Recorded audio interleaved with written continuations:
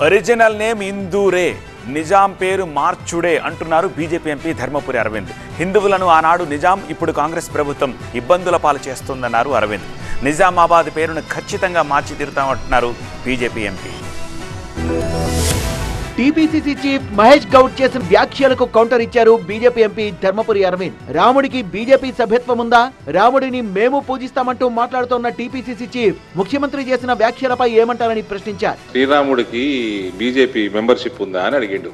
ఉన్నది వెరిఫై చేసుకో. నిజాం పేరు చెప్తే అత్యాచారాలు, హిందువులపై వాళ్ళు జరిపిన దమనకాండే గుర్తుకొస్తుందన్న అరవింద్. అందుకే నిజామాబాద్ పేరును ఇందూరుగా మారుస్తామన్నారు. నిజాం చరిత్రలో ఒక హీనమైన రాజుగానే మిగిలిపోతాడు.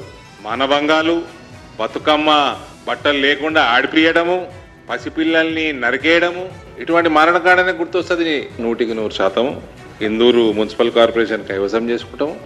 పేరు మారుస్తూ ఫస్ట్ రెజల్యూషన్ అదే చేసి మన ఏబీవీపీ నుంచి వచ్చిన రేవంత్ రెడ్డి గారికి, ముఖ్యమంత్రి గారికి పంపిస్తాం. కాంగ్రెస్ ముస్లింలకు టికెట్లు ఇస్తుంది కాబట్టి మద్దతు తెలుపుతామన్న ముస్లిం నేతల వ్యాఖ్యలపై స్పందించిన ధర్మపురి అరవింద్ బీజేపీ నుంచి తాము 15 టికెట్లు ఇస్తామన్నారు. आप एक टिकट मैं देता हूँ, आओ रामचंद्र राव साहब के पास परमिशन लेता हूँ, मैं ही लेता हूँ, आओ निजामाबाद कारपोरेशन में 15 टिकट देता हूँ, आओ अप्लाई करो, जिताओ.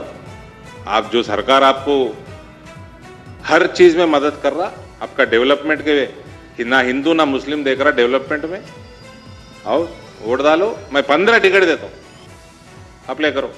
ఓటు బ్యాంకు రాజకీయాలు కాంగ్రెస్ పార్టీకి అలవాటన్న అరవింద్ హైదరాబాద్ లో హిందూ దేవాలయాలపై దాడులు జరగడం, ఆ దాడులకు పాల్పడ్డ వారికి మతిస్థిమితం లేదని స్టేట్మెంట్ ఇవ్వడం బాధాకరమన్నారు.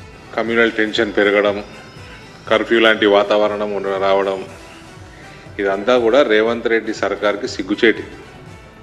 నువ్వు Congress is Muslim, Muslim in Congress అని ఈ పనికిమాలిన స్టేట్మెంట్లు చేస్తూ ఉంటే నెత్తికెక్కి కూర్చుంటారు. నెత్తికెక్కి కూర్చొని తిన్నదరగక ఇవన్నీ కార్యక్రమాలు చేస్తూ ఉంటారు కొందరు. కాబట్టి తప్పు ముఖ్యమంత్రి. ఫైనల్ గా నిజామాబాద్ పేరు మార్పును ఎవరు అడ్డుకోలేరన్నారు బీజేపీ ఎంపీ అరవింద్.